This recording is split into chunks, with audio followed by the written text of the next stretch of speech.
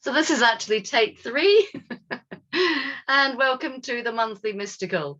We are having a lovely, brilliant interview with Alex Sumner this evening, who is an author, and he is going to talk about the Abramelin. So I'm going to try again to get to get him in. And let's have a look. Here we are.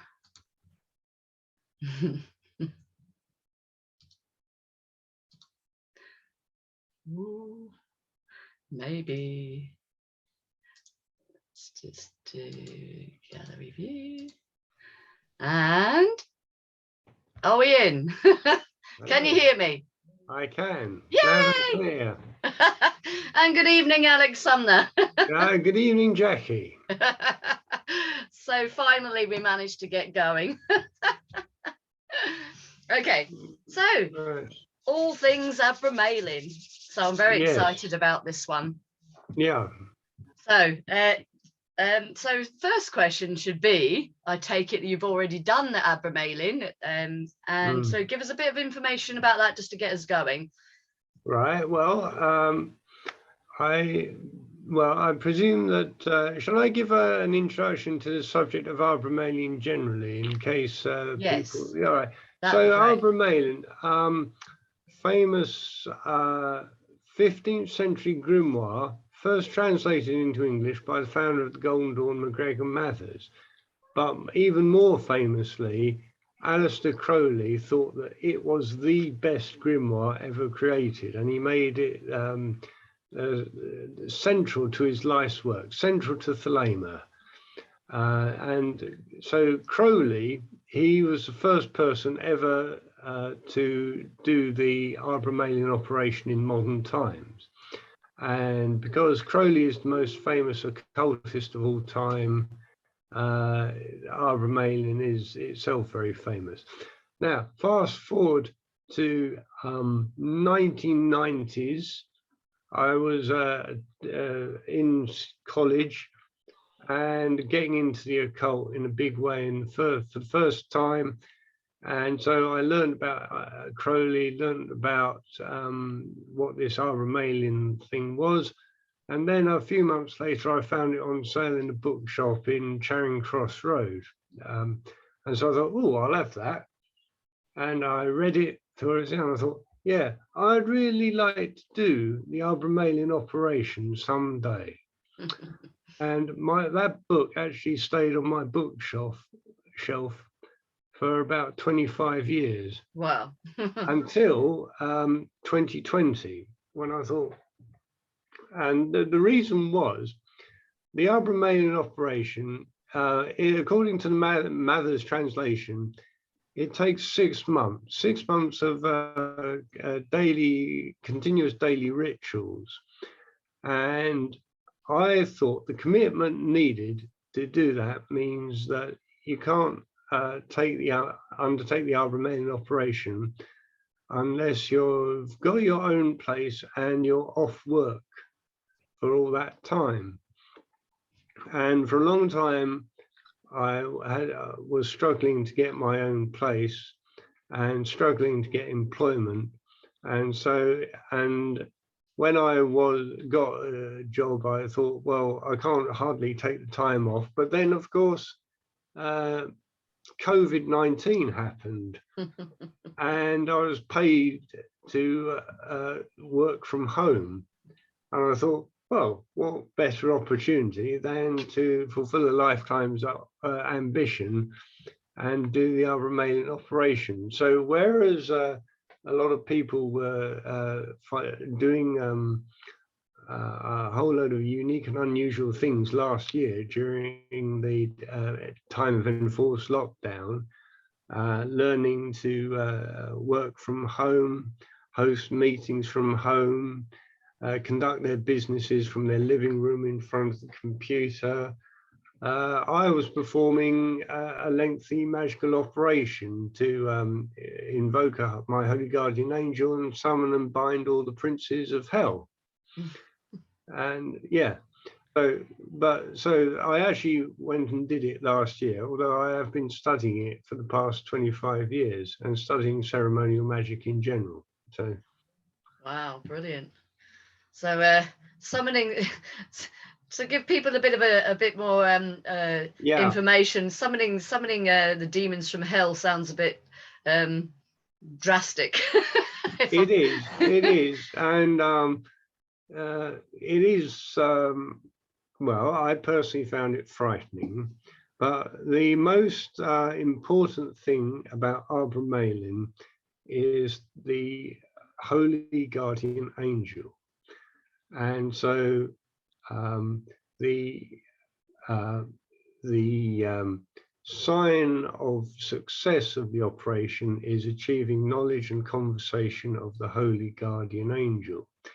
And so basically the operation involves doing rituals every day for 6 months. In the first 4 months, you do a ritual in the morning and a ritual in the evening. And in the last 2 months, you do rituals in morning, noon, and in the evening.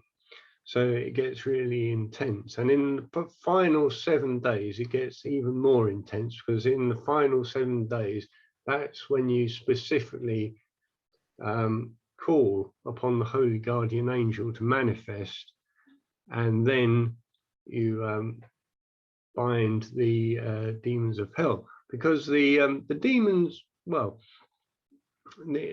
if you've got knowledge and conversation with the holy guardian angel, then that gives you the wherewithal to accomplish this, what some people might regard as black magic. However, in the Western esoteric tradition, the idea is that you don't necessarily shun demons, you don't necessarily be afraid of demons. You get them to acknowledge divinity, acknowledge the fact that God is, or your conception of divinity is superior to demons, and that the demons' role in place is not to be nasty or be frightening, but to work in cooperation with God, his holy angels, and you in particular. And so what you're doing when you're doing the knowledge and conversation with the holy guardian angel, the Abramelin operation, is you are aligning yourself with God, your holy guardian angel, and the various demons is a bad word. I like to call them spirits. Yeah. Because that's because demons. I mean, for people with a classical education, they'll know that a demon comes from a Greek word meaning a spirit without any moral implication to it. So you had good demons, agatha demons, and you had bad demons, or cacodemons. And so a demon was just a spirit. And it was only later that the Christian church heard the word demon and said that all demons, whether they are good or bad, are bad. Yeah.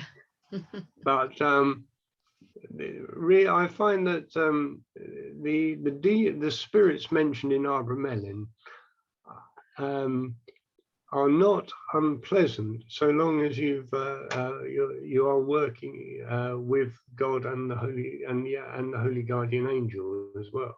And and once you've done the operation, they can be actively helpful as well. But for the most part, I didn't concentrate on the demons. I was concentrating on the whole business of trying to invoke my holy guardian angel.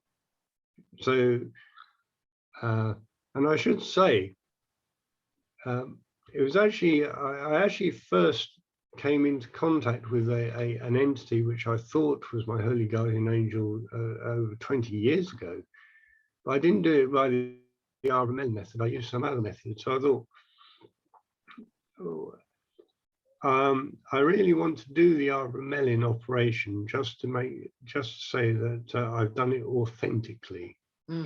But I did have some angel contact, so I did have some idea of what I might expect when I did, and most importantly, when I first came into contact with an angel, well, I was having a sort of an out-of-body experience at the time, and an angel appeared before my astral vision.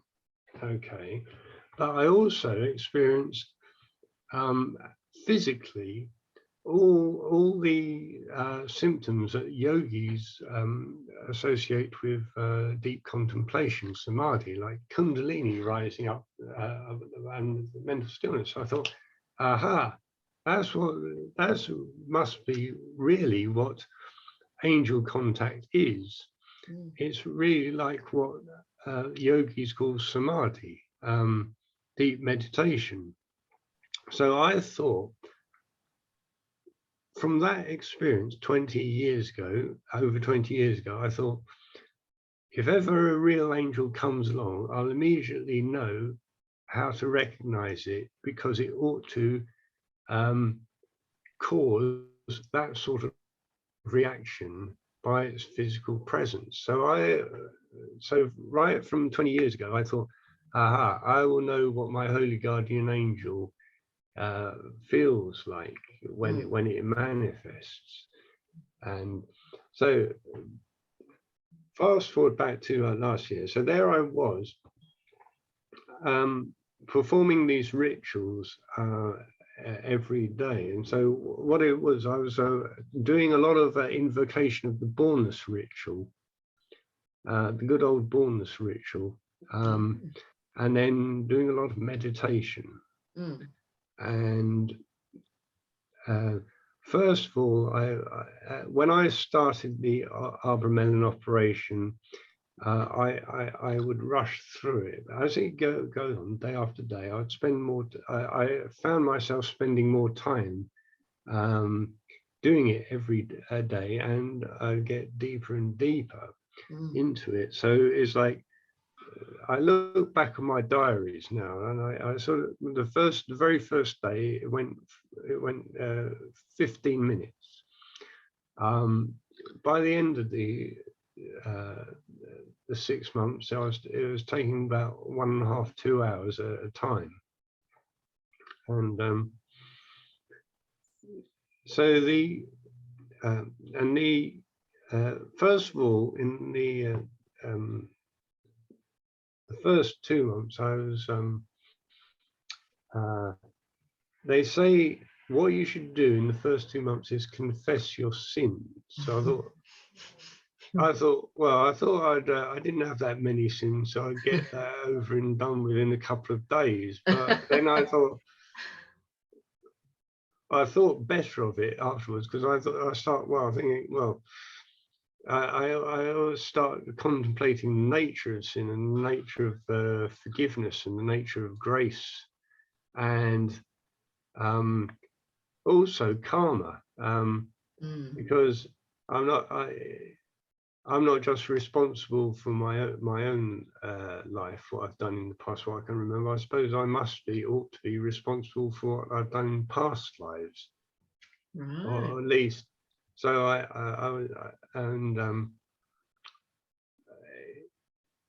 it changes one's whole attitude and to one's past, and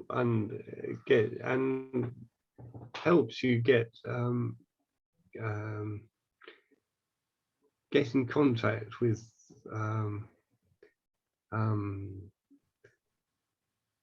I suppose a sort of a humility that which actually helps you get into the right frame of mind for someone wanting to invoke an angel.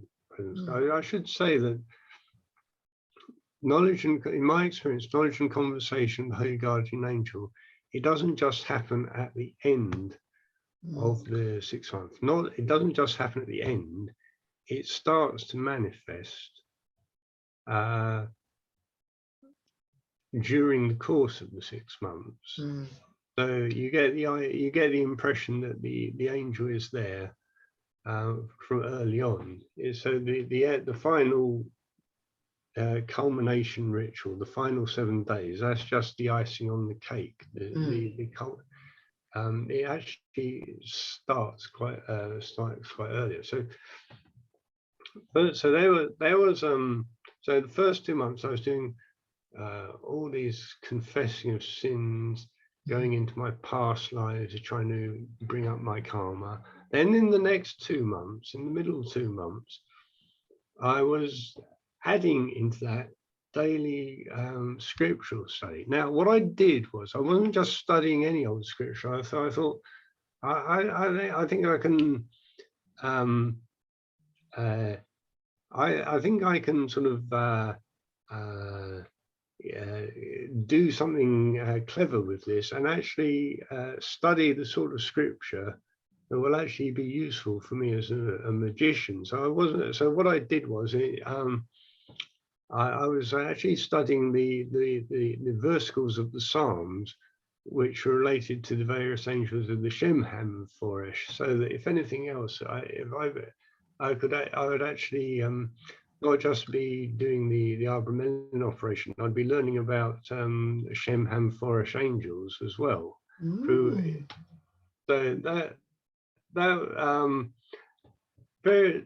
not everyone does that. I mean, William Bloom, he famously wrote a book, The Sacred Magician. Right, yeah. You've read that? Yes. And so he was, so for him, he was reading a lot of Alice Bailey every day. So I think he was, and I mean, I'm not really into Alice Bailey myself, but so I suppose Alice Bailey for him was the sacred text that he chose to study. So, well, that was his choice. I decided to actually read Psalms. That was my choice. I think Marcus Katz, he was another guy who did the Abramelin operation. What he did was he was sort of picking biblical passages at random to choose what to study for his daily meditation. So the book of Abramelin doesn't specify what you've got to study. It just specifies that you do have to do some study every day. Yeah. So, and then in the final 2 months, I was doing all this, examining my karma and then doing all this biblical study. And then I was also adding into that this noonday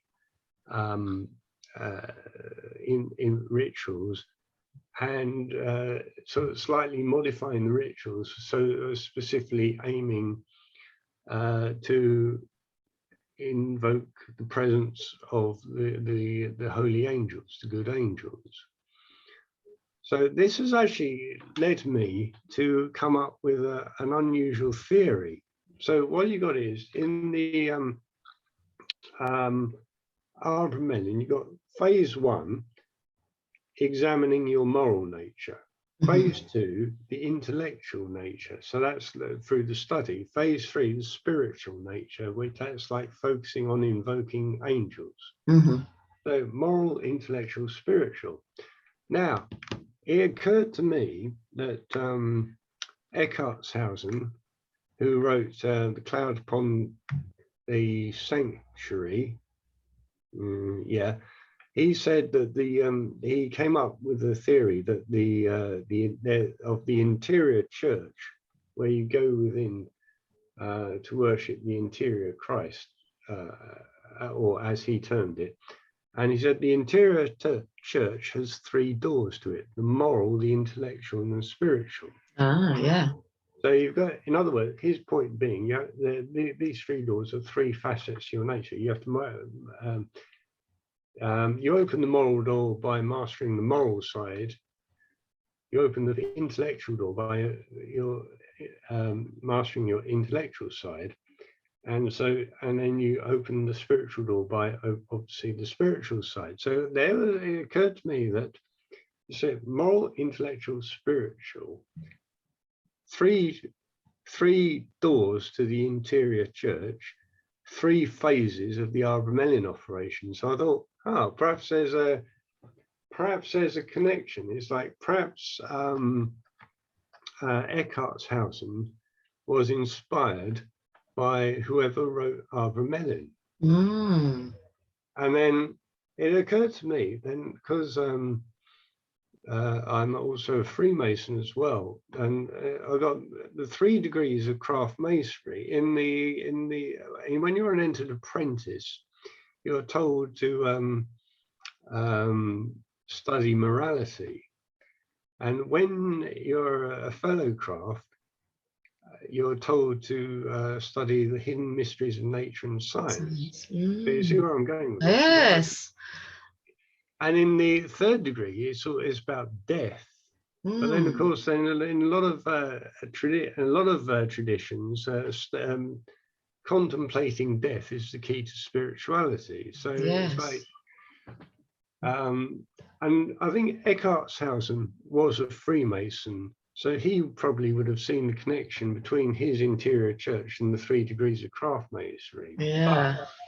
But, you see, I reckon that there's a similarity between the structure of the Abramelin operation and Freemasonry and the interior church. Yeah.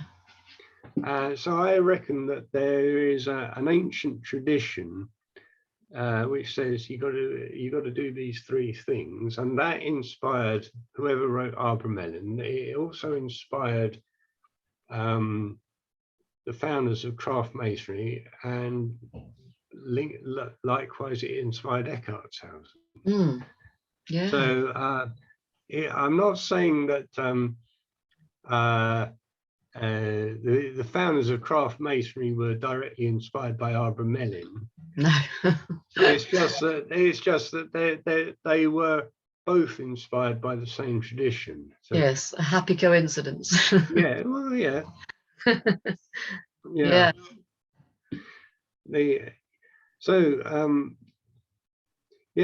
And luckily, because I was living at home,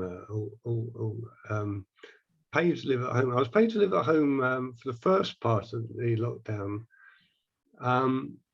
But then my employers, my day job said, you got to come into work.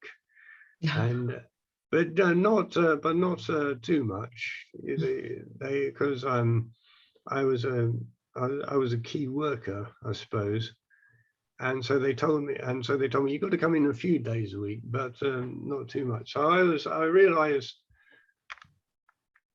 I'd made a big mistake over the past 25 years.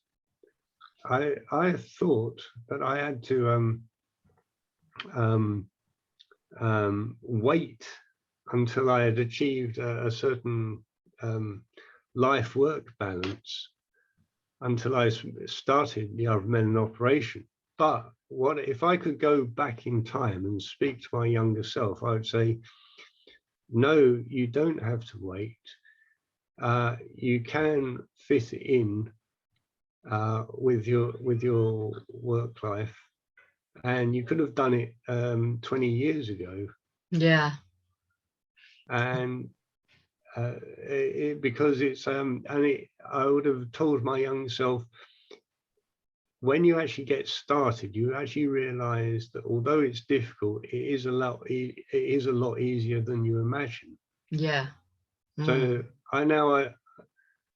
so that's the one of the most important things I learned whilst doing the Abramelin operation, that it is easier than most people imagine, and so I would encourage actually more people to give it a go. And maybe not be afraid of the word demon. I think is that's what puts a lot of people off even reading such a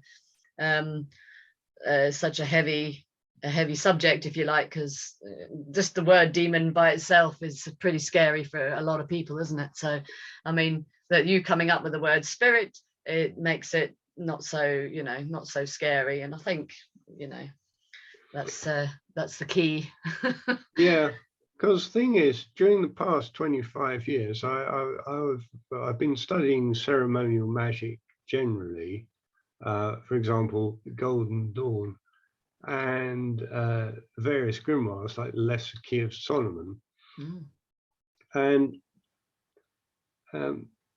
MacGregor Mathers, he was obviously inspired by what he read in Abramelin to structure the general magical curriculum of the Golden Dawn, because in the Golden Dawn, as an adept, you're meant to be able to invoke your higher self, and also to control what the lower parts of your personality.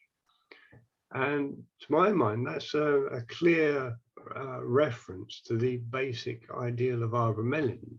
The higher self, that's an analogy to the holy guardian angel. The lower parts of the personality are collectively refer to refer to what in Abramelin was called the demons of the evil spirits. But it's really, but it's all about not getting into nasty pacts, selling your soul, doing all these things that you see in Hollywood movies. It's all about you invoke the highest first, and you get all the lower parts to play nicely. So that's basically Abramelin, and that's basically the message of the Golden Dawn. It's also the message of quite a lot of other traditions in Western ceremonial magic. For example, you've got the Elu Kohen, and that's all about invoking divinity, invoking the angels, and getting them to control, not necessarily to kill, banish, but to control the spirits which prevent spiritual unification. So you say you exercise the evil spirits, the spirits which prevaricated, to use a Elucoin term, but you don't get rid of them. You recognize that they have a place, they have a role to play in the universe. But so you want to make sure that they're not obstructing the divine plan, or so you become a key actor in the divine plan, and it's your job to make sure that all this, you're aligned with God and the angels, and that the other spirits are all playing nicely. And yeah, so basically, if I was to make a comparison with between Abramelin and the Golden Dawn, see, in the Golden Dawn, Mathers never uses the term Holy Guardian Angel in the Golden Dawn itself, but what he does do is he refers to an angel mighty and terrible. So if you imagine that Kether is your higher self, Yechida, then the angel mighty and terrible is something which is higher than the higher self. Okay, so it is connected to you, but it is so high above you that if you were to perceive it, you would perceive it as a separate entity. But it's not a separate entity, because it is a connection, but it is connected to you. Even but it is so it's not the higher self, it's higher than the higher self. It's like one step above the higher self. So, or another way of thinking of it is to say that you need to be in contact with your higher self to be able to perceive the holy guardian angel. Mm-hmm. Yeah.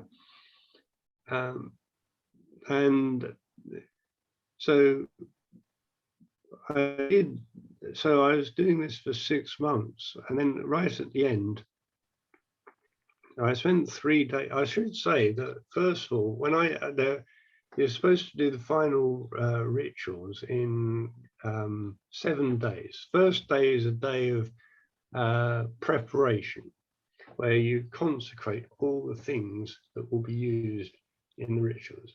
Then you've got 3 days for the convocation of the good spirits. And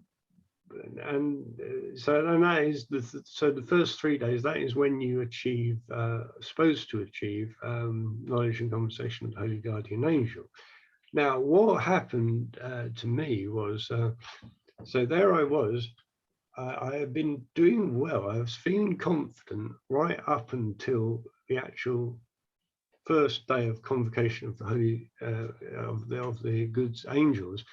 And I thought I was suddenly nervous, and I had a crisis, and I hit a patch of spiritual dryness on the first day. So I was there in my oratory. I was trying to get an actual proof that my holy guardian angel manifests, and I was there for about 8 hours.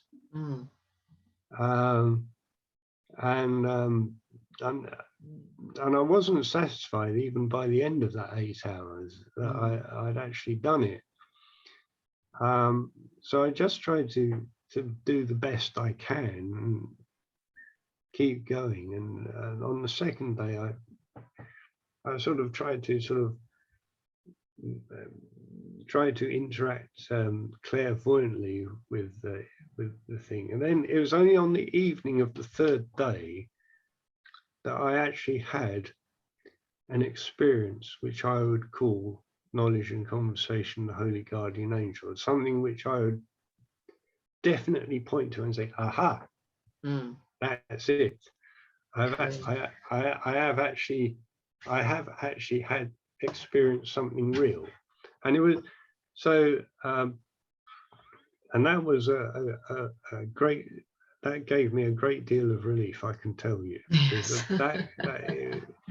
If that hadn't happened, I would have been thought, oh God, it's been 6 months for nothing. But on the 3rd day, evening of the 3rd day, set aside for the convocation of the good spirits, I did actually achieve something which gave me the confidence that I could fulfill the rest of the operation. And then the next day, the final 3 days, that is the when you deal with all the spirits, and that I was actually quite nervous, because it is I mean, one tries to rationalize away that oh, these spirits, they're just sort of parts of the personality. But I thought, oh, hang on, no, they are named after the demons of hell. Yeah. Lucifer, Satan, Leviathan, Belial. I was bricking it, but then I went through it, and I realized, well, that it went well, and I realized that itself was the test to get over my own fear. So yeah, so and then finally I on the final day, I finished off with the last of the spirits. That was so, and finished off the ritual, and I thought, Did it feel like a great weight had been lifted off you after you'd finished? Oh God, yes. I will, because the thing is, when doing the Abramelin operation, if you read the book literally, it says you have to eat modestly in the first 4 months, Yeah. and then live on bread and vegetables and water in the final 2 months. What I actually did though, I gave up alcohol in the final 2 months, but I actually became a vegetarian a lot sooner than it said in the book. I think this was because I had a pizza one night and it proved to be too much for my digestion. So I thought, no, sod this, I'm going to give up meat products quite early on and become a vegetarian. Now, because this was written in the 15th century, and back then, becoming a vegetarian was a big deal, and it's like you were almost starving yourself. But living in the 21st century, we've got lots of delicious vegetarian food readily available. So becoming a vegetarian is actually quite easy nowadays. It is, yeah. So, but nevertheless, I became a vegetarian early on, and I gave up alcohol altogether in the past in the final 2 months. And so after I'd finished the operation, so then I was sort of in the mood to celebrate and have a drink to celebrate. Yeah. But of course, the thing is though, that although the operation is the most famous part of of Abramelin, because everyone puts so much emphasis on it, but really the operation is only the beginning. It's like the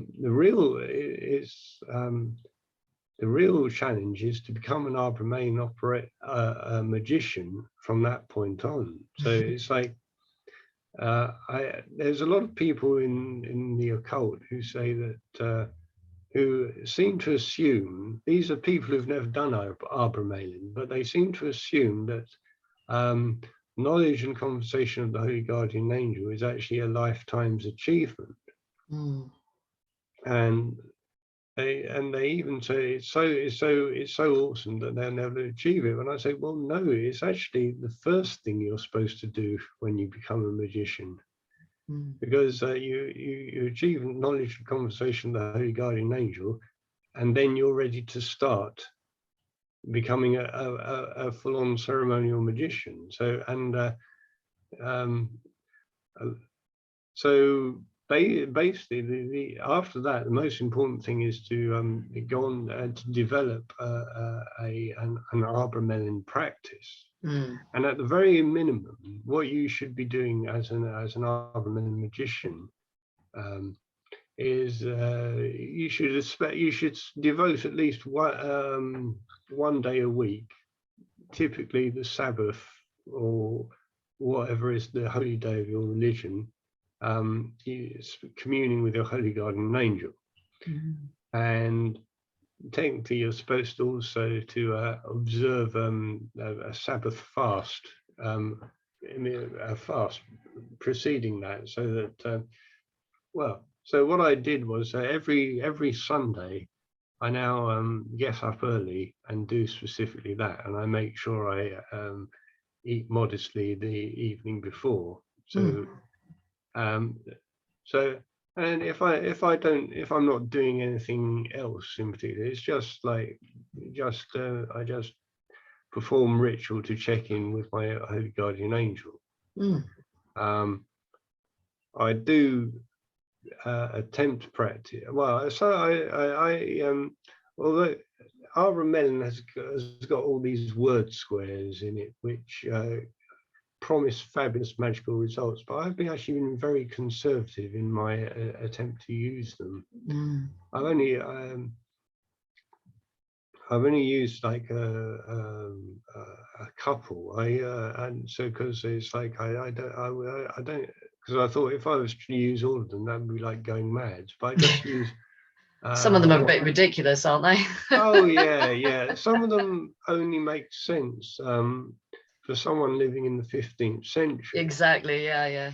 And see, I've also got another theory about magic. Is like the only people who could read in the 15th century were either, well, the only people who could read in the 15th century were mostly men who either came from royal or noble families, Yeah, or who were monks, because they were the only people who would have received a formal education and hence would have been able to read.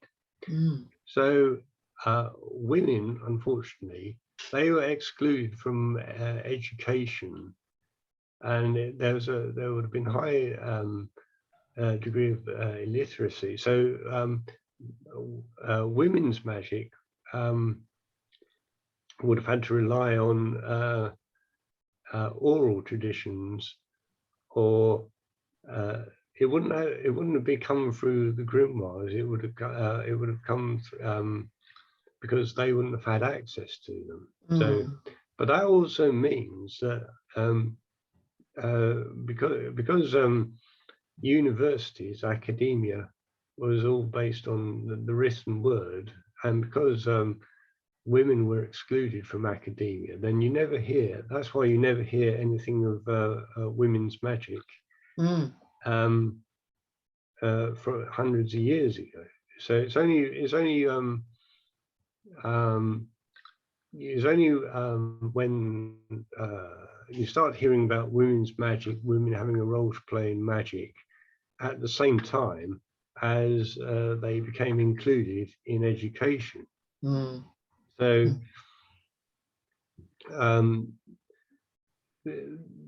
but what I've seen though is that grimoires like Abramelin and other, they're basically aimed at their audience, at the people who would have been reading it. So it's like that's why there are lots of spells for raising armies. Yeah. Because many of the people who'd been reading the grimoire when it's first written would be kings wanting to raise an army, or noblemen wanting to foment a revolution. So I think, or there's other grimoires which would have been written for monks and would have assumed that they would have been able to do monkish things, monastic things. So I think, however, the one positive thing is you don't have to be hidebound by what it says in Abramelin, because one of the things specifically it does say is that the holy guardian angel, your holy guardian angel, will actually teach you more than is written in this book. And that is, I think, is a great, it ought to be a great source of comfort for modern magicians who feel that they've been excluded by the medieval language of the grimoire. It means, well, I can commune with my holy guardian, and I can research new stuff which isn't mentioned in the book. And therefore I can make it relevant to me, even though it didn't appear relevant to me at first. Yeah, it doesn't say that women are excluded. Did I not read in there somewhere that it said that it had to be a child, not a child, so somebody over 18 and under 55, and then there was and women were mentioned, but we weren't allowed. There was something that there was a couple of bits in there, and I thought, what? Mathers himself, he identified the blatant sexism in the original grimoire. He said that because Mathers himself criticized Abraham the Jew, who wrote the grimoire, who said that it's basically said women weren't allowed to study the sacred magic, although possibly virgins could be taught the sacred magic, but Abraham the Jew strongly advised against trying to teach it to them. Isn't it because they thought we were stupid or something? Something. Well, yeah, basically, and similar. Mathers pointed, he was one of the first, because when Mathers was writing, that was when feminism, as we know it today, first sort of came into its element. And so he realized that, they said, well, basically, all these old grimoire writers like Abraham the Jew, who wrote Abramelin, they're operating from a position where that if women were admitted into the mysteries on an equality, they would go and without being handicapped. They would soon prove their superiority. Yes, quite. And then Mathers quite pointed out that the numerous advanced female occultists of the present day are the best answer to this. Yeah. So I think it's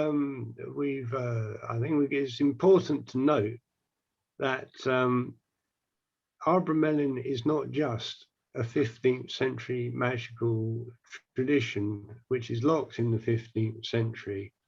It does point out a way to how everyone can develop their own modern practice. It points out how those who had been previously excluded from magic can actually develop into magicians in their own right, not having to rely on old-fashioned grimoires, but coming up with new spells, new magical workings themselves. Yeah. So,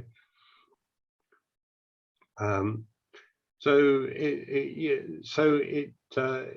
used to be a male-only prison. Well, I don't say. So my point about women being excluded is because society excluded women generally back in the in the 15th century. So that would have had a knock-on effect in the study of the occult. But because that's no longer relevant and women play a vital part, and in modern occultism, then all these old things are now open to them. Yeah. So, I personally believe that something is not real magic or not real spirituality if male and females are not both taking part in it. Exactly. Yes. Yeah. I 100% agree with that one. Yeah. Well, that's brilliant. So so now that you've done the Abramelin, what's next for Mr. Alex Sumner? Well, I kept a diary of it all through it, and so what I'm currently doing is I'm planning to write a book about it and publish that. It's going to be quite a long book, because what I tend to do is, instead of just writing putting out my diary, which would be quite boring, I think I tend to sort of meander off and digress and try to explain what I'm doing. So it's like so it's going to have a little bit of an Alex Sumner twist in there, is it? Oh yeah, it's like see, the thing is, William Bloom, whom I mentioned, he was the first person to actually write a diary about his Abramelin experience, and a lot of people criticized it because he was just writing down the diary. He wasn't sort of explaining around it. So it's pretty hard to get into. But although the final 7 days, when he actually does makes contact with the Holy Guardian Angel, that's that is at least interesting. But then what he did was he actually he said, and so I finished the operation, and then wrote a short conclusion, and then that was the end of the book. Yeah, they're like, what? Yeah. But I tell you what, though, I did, when I wrote that, I did actually see a similarity between what he experienced and what I experienced. Because, as I said, when I was in the final 7 days, I said I hit a patch of spiritual dryness on the first day of the convocation of the good angels, and I didn't really achieve what I would call success until the 3rd day. Right. Yeah. So, but between them, I just tried to soldier on as best I can, sort of just hoping, trying to keep the faith that it would, if I kept going, that I'd succeed. So basically, so for me, it was like spiritual dryness on the first day, only definitive success on the 3rd day. Now, William Bloom, he actually experienced the same thing. The very first day, he set aside for summoning the Holy Guardian Angel, nothing happened, and he only experienced knowledge and conversation with the Holy Guardian Angel on the 3rd day, when he actually perceived that his Holy Guardian Angel was manifesting him and was calling him back into the oratory, and he believed that was a successful result. Now, the difference between me and him is like, I tried to soldier on phlegmatically as possible, gritted teeth, stiff upper lip and all that. William Bloom, he behaved like a complete drama queen, and he was like, disaster, tear out pages from my magical diary, and so yeah. But I would say that because Bloom, the structure of Bloom's experience mirrors my own, so I'd actually pay him a lot of respect for that, and I would say that his experience is at least as authentic as anything I have done. Yeah. So the very few people have actually published diaries on their Abramelin experience. Marcus Katz, he's another one. He was able to do it about 20 years ago, and he was able to. And I was reading his diary, and I thought, what he did was, whilst he was doing his Abramelin operation, he had the opportunity to go out walking in all these, in a whole load of beautiful places in the country, areas of outstanding natural beauty. And then, of course, there was me doing it under lockdown. Yes. Couldn't venture out of your house. So it's like, the obvious difference between him and me is like he was spending a lot of time going out to see these places, and I was there sort of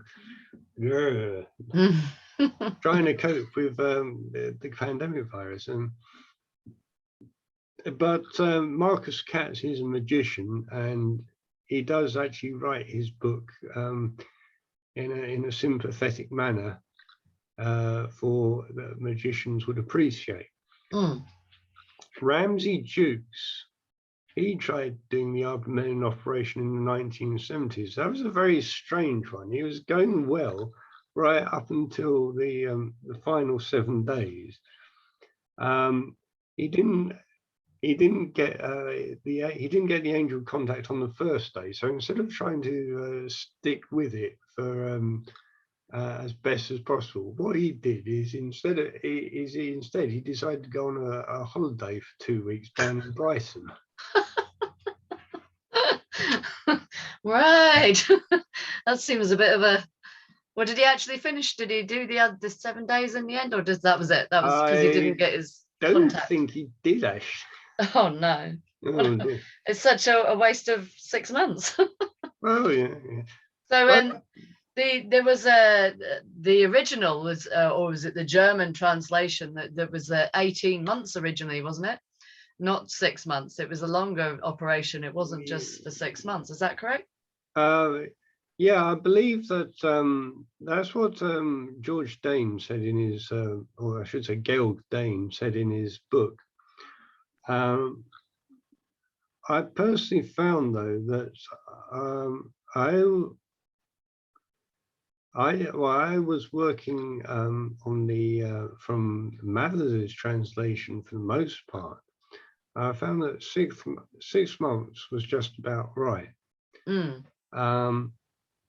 I would question, although that I wouldn't say that just because he said 18 months is said in a different translation that makes it a better suggestion. I would say that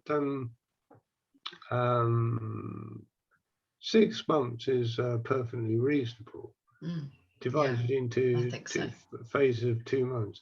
Now, yeah, the other thing about Georg Dane's book is like a load of people said, oh, it's an older translation, it's a more complete translation, therefore it must be better than Mathers' book. But then I actually tried to use Georg Dane's translation as a working grimoire, and the truth became apparent.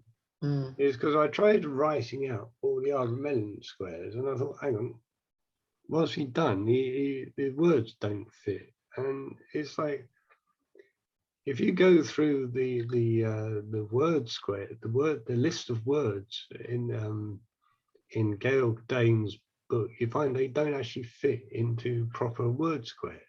Oh. So I thought the only people who are saying that Georg Dane's book is better, it must be people who've never actually tried writing out all the word squares. Therefore, in other words, the only people who are actually saying it's better are people who have never actually tried to use it to do the Abramelin operation.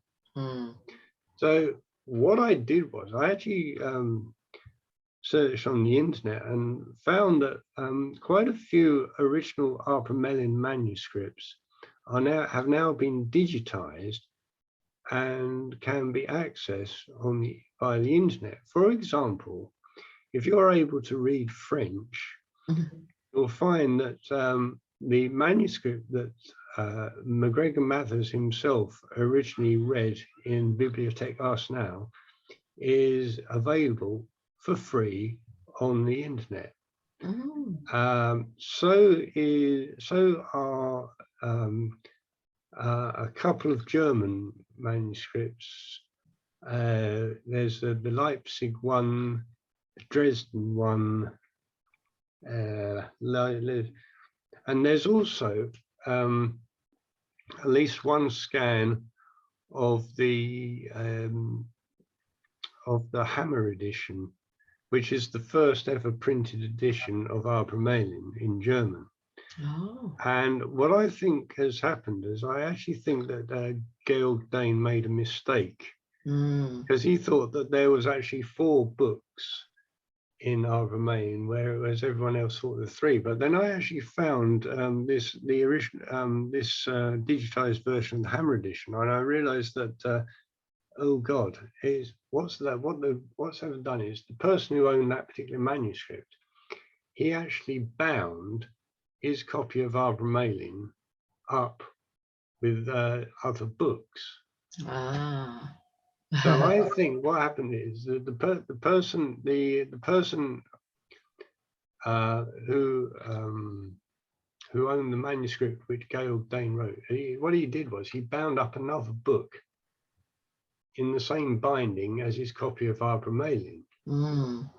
So I don't think that second book in Abramelin, the one which has got all that sort of folk magic, and which doesn't seem to be out of place, doesn't seem to be in the same style as the rest of the Abramelin. I don't think that's actually part of Abramelin at all. I think that's actually some other book that just got copy. Just got in there by accident. Ah, interesting. Yeah. Oh. Yeah. So I was quite pleased because a lot of them I've actually found a Hammer edition myself, and apparently no one else had actually found it. So, but it was there. It's some university in Germany has got a copy of it and has digitized it and put it online. So I've got links to it on my website somewhere. Oh, right. Maybe So we'll if you're able to read German or French, you can actually read all these things in the original. Ah, wow. Well, another thing I've got to say is some people say that they diss Mathers' edition, saying that he did a bad translation. Mathers did not do a bad translation of Abramelin. Mm. He did an excellent translation of the manuscript which he had in front of him. Yeah. So if there's anything wrong with Mathers' edition, it was in the manuscript he was working from. It was not in Mathers' skills as a translator. Yeah. So, So recommending that if somebody was going to do the Abramelin, what would you recommend Mather's book as the book to read and go from there? Until obviously you've got yours out. Yeah, there is actually Mather's book, because Mathers, him being an occultist himself, he's probably he writes he basically says that he is writing for occult students. There is one other book which might be I've got it on my bookshelf behind me. This one is Oh yes, I've seen that. Yeah. Yeah, so basically, we've got 21st Century Mage, Bringing the Divine Down to Earth by Jason Augustus Newcomb.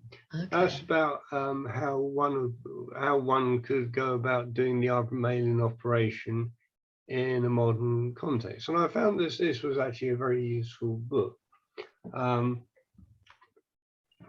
But I would say, Jay, don't just read this book. Compare it to what Mathers wrote. To the other one, yes. And then that would to give you an authentic flavour.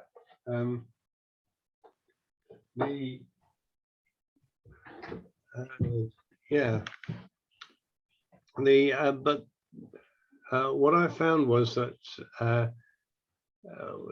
as part of my operation, I was actually as I was writing out all the Abramelin squares and putting myself, and so I was basically researching the Abramelin squares and seeing what all these manuscripts were saying about them, and then trying to come to my own conclusion.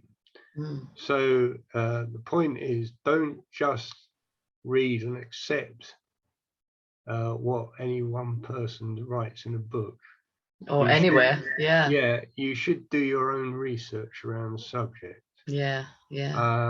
Good advice. And the other thing is, of course, sometimes it was often the case. I'd try to research one particular word square, and I didn't know, should I go with Gail Dane's translation? Should I go with Mathers' translation? Should I go for the translation from the Leipzig manuscript? Should I go for the translation from the Dresden manuscript? Oh my God, what do I do? Then I actually had an idea, because, and it was reading Aleister Crowley, because he hadn't, one of the things that he did was he was trying to teach clairvoyance to someone, and he got them to clairvoyantly explore the Abramelin squares by sort of projecting their consciousness through the square to check it out. And then I think this is, so I think that was a bit,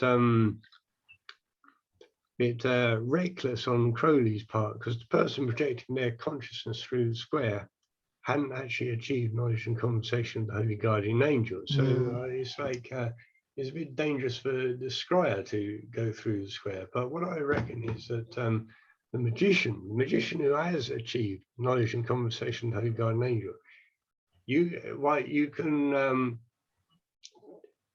figure out what is and what is not a proper word square, not by looking at these manuscripts, by actually projecting through it, communing with the spirit which guards over it, and working it out that way. And that ultimately that will actually be more useful.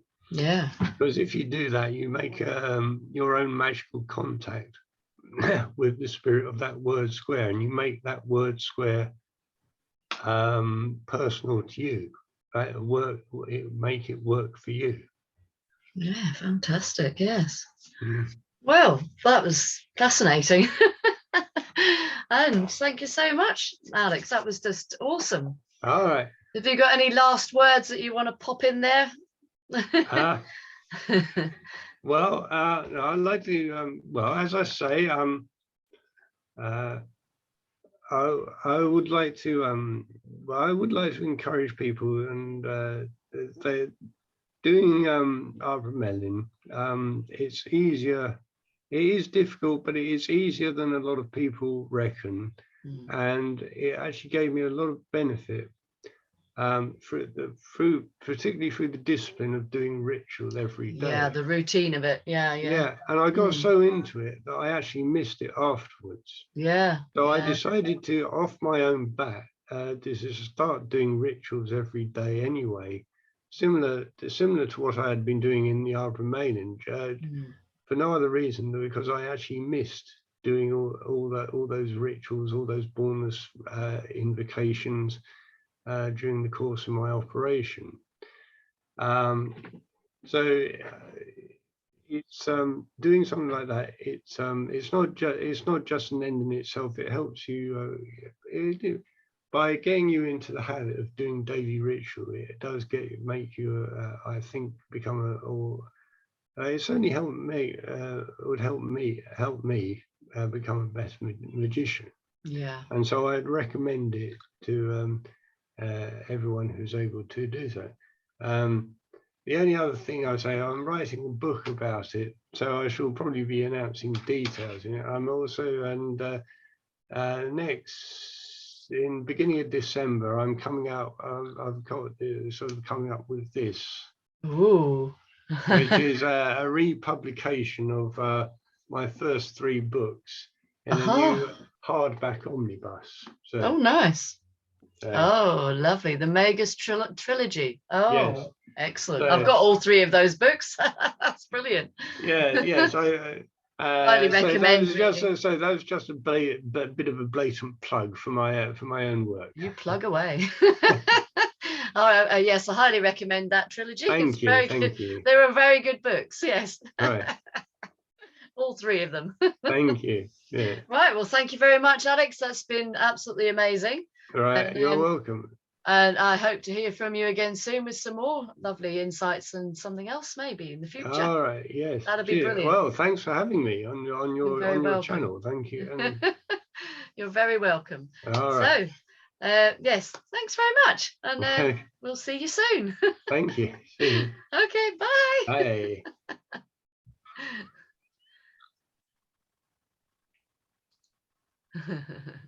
So I'm going to stay on, and I'm just going to finish up. Yeah, you can do the stop recording, I think. No. There we go. So yes, that was amazing. Alex Sumner, that was so interesting. So yes, if you ever very spiritual Abramelin, give it a go. Why not? I will put some links in to the books if I can, underneath in the comments somewhere, and I'll also put or I'll get Alex Sumner to put his details in there if you want to have a look at his Instagram or Facebook or all the other bits that he's got, and yeah, and buy his books because they're awesome.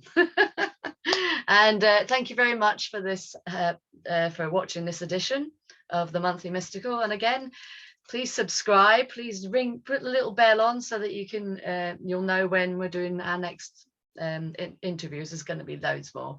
I've got loads more already lined up, so I'm very excited, and I'll speak to you all soon. Have a great evening. See you all soon. Bye.